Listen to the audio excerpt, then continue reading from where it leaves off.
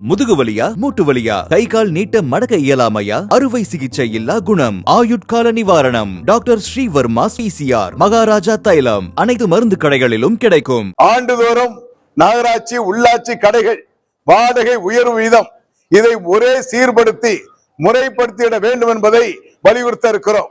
அதை தாண்டி கடை நடத்துகின்றவர்கள் மார்க்கெட் நகராட்சி கடைகளிலே கடை நடத்துகின்றவர்களுக்கு புதிதாக கட்டுகின்ற பொழுது அவர்களுக்கே ஒதுக்கீடு செய்ய வேண்டும் என்ற கோரிக்கையை தமிழ்நாடு வணிகத்துறை பேரமைப்பு வலியுறுத்துகிறது.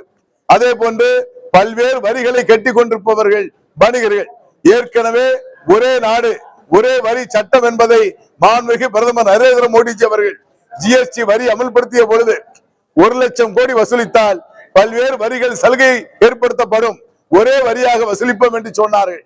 ஆனால் இன்று 2 லட்சம் கோடியை தாண்டக்கூடிய நிலை வணிக வரித்துறையில ஏற்பட்டிருக்கிறது. ஆகவே மத்திய அரசு வணிக வரித்துறையில பல்வேறு வரி குறைப்புகளை ஏற்படுத்தி குறிப்பாக சட்டங்களை எளிமையாக்கி வியாபாரிகளுக்கு அவதாரம் என்ற சூழலை ஒட்டுமொத்தமாக தடை செய்யப்பட வேண்டும் என்ற கோரிக்கையை வலியுறுத்துகிறோம். அதே மாநில அரசு குப்பை வரி தொழில் வரி என்று பல்வேறு வரிகளை எங்கள் மீது சுமத்துவதை தவிர்க்கப்பட வேண்டும் என்பதையும் வலியுறுத்த இருக்கிறோம். ஆகவே இந்த மாநாடு என்பது சாமானிய வணிகர்களை பாதுகாப்பதற்கு ஆன்லைன் வர்த்தகத்தில் இருந்தும் கார்பரேட் கம்பெனிகள் இருந்தும் சாதாரண வரிகளை காப்பதற்கு சிறப்பு பாதுகாப்பு சட்டம் ஒன்றை நிறைவேற்ற வேண்டும் என்ற கோரிக்கையை வலியுறுத்த இருக்கிறோம். இந்த மாநாடு நம் உள்நாட்டு வணிகர்களை பாதுகாக்கிற மாநாடாக இந்த மாநாடு வணிகர்களை பாதுகாக்கக்கூடிய சூழலை உருவாக்குவதற்கு மாநிலம் முழுவதும் லட்சக்கணக்கான வணிகர்கள் திரள இருக்கிறார்கள். நேற்று அந்த மாநாட்டு மைதானத்திலே 3 வாகனங்கள் ஜேசிபி வாகனங்கள் என்று சுத்தமியை தொடங்கி இருக்கிறார்கள்.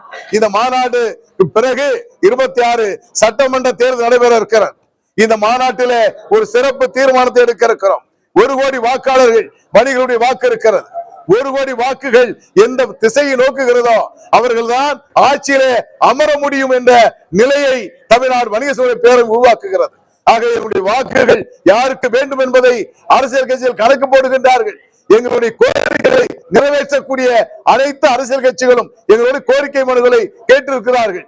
ஆகவே யார் அரசியல் கட்சிகளாக இருந்தாலும் எங்களுடைய கோரிக்கைகளை நிறைவேற்றக்கூடிய அரசுதான் மீண்டும் அமையும் என்பதில் எந்த சந்தேகம் இல்லாத நிலையை பேரமைப்பு உருவாக்கும் என்பதை தெரிவித்துக் கொள்கிறேன்.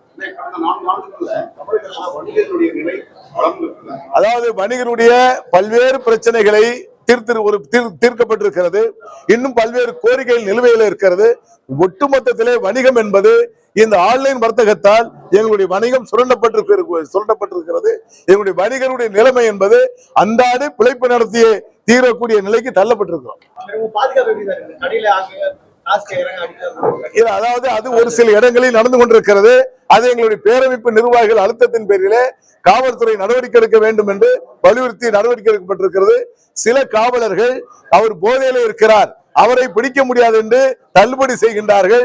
அந்த நிலையை திருத்தம் செய்து போதையில் இருந்தாலும் போதை அடித்தவர்கள் தான் எங்கள் பிரச்சனைக்கு வரக்கூடியவர்களாக இருந்தாலும் அவர்கள் மீது கடும் நடவடிக்கை எடுக்கப்பட வேண்டும் என்பதை தமிழ்நாடு வணிகர்களுடைய பேரமைப்பு உறுதியோடு அழுத்தம் திருத்தமாக காவல்துறைக்கு வலியுறுத்தி இருக்கிறது.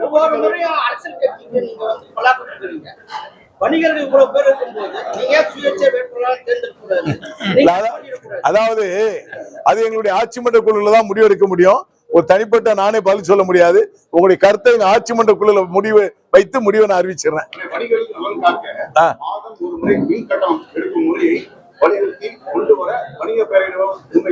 அதாவது முதல் கட்டமாக 2 மாதத்துக்கு ஒரு முறை கணக்கெடுப்பதை மாதந்தோறும் கணக்கெடுக்கப்பட வேண்டும் என்று வலியுறுத்துறோம்.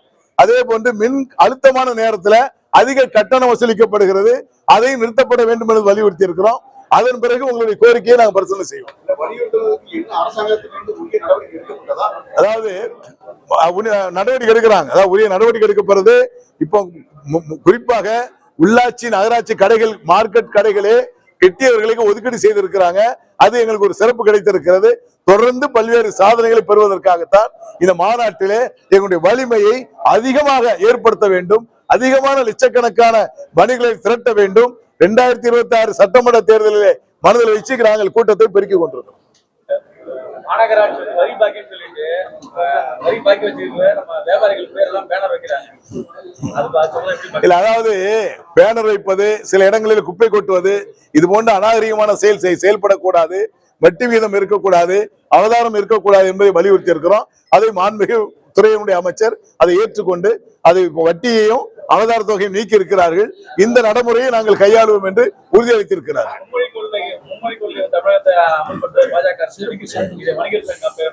அதாவது மும்மொழி கொள்கை என்பது ஒவ்வொரு மாநிலத்தினுடைய அரசும் ஒவ்வொரு மாநிலத்தினுடைய மொழியிலும் மத்திய அரசு சட்டங்களை திணிக்க கூடாது என்று நாங்கள் தெளிவாக இருக்கிறோம்.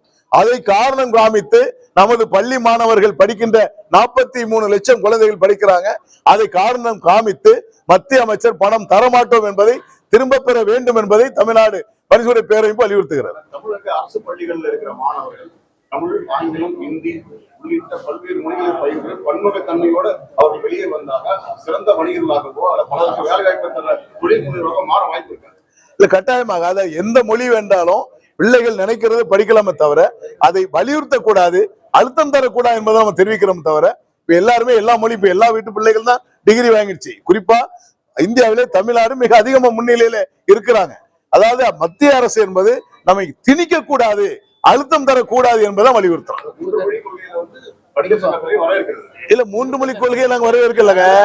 அதாவது அவங்க மக்கள் விருப்பம் என்ன படிக்க நினைக்கிறாங்களோ அவர் படித்துக் கொள்ளலாமே தவிர மத்திய அரசு மும்மொழி கொள்கை எடுத்தால்தான் பணம் தருவேன் என்பதை திரும்ப பெற வேண்டும் என்பதை அழுத்தம் திருத்தமா வலியுறுத்தும்.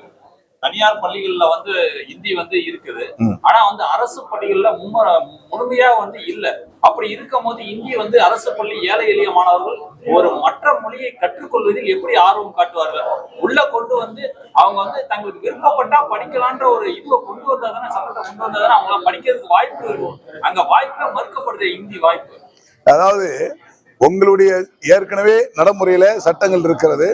நமது தமிழ் என்பது இன்னைக்கு உணர்வு பாத்தீங்கன்னா திருவண்ணாமலையில கூட பாத்தீங்கன்னா நிறைய இடங்கள்ல தெலுங்குல தான் எழுதி வச்சிருக்கிறாங்க உணவு கடைகள்ல. ஏன்னா நம்ம ஸ்டேட் தமிழ்நாடை பொறுத்த வரைக்கும் நாங்களே வணிகர்களுக்கு வலியுறுத்துவது தமிழ் பேர் பலகை வேண்டும் முதல்ல, அதன் பிறகு பிற மொழியில் எழுதுங்கன்னு சொல்றோம். ஆனால் பிற மொழியே தலைப்பாக வந்துவிடக் கூடாது. ஆகவே நம்ம தமிழ் கலாச்சாரமே இல்லாம சூழல் ஏற்பட்டுவிடும். ஆகவே நீங்க சொல்றது நியாயமான கருத்து.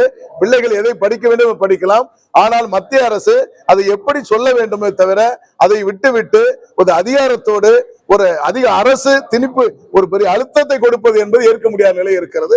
அது எல்லா பிள்ளைகளும் எல்லா மொழிகளும் கற்றுக்கொள்வதில் நாங்க மாற்று கருத்து அல்ல. ஆனால் எப்படி அதை ஏற்கக்கூடிய வகையில் செலுத்தப்பட வேண்டுமோ அதை செலுத்த வேண்டும்.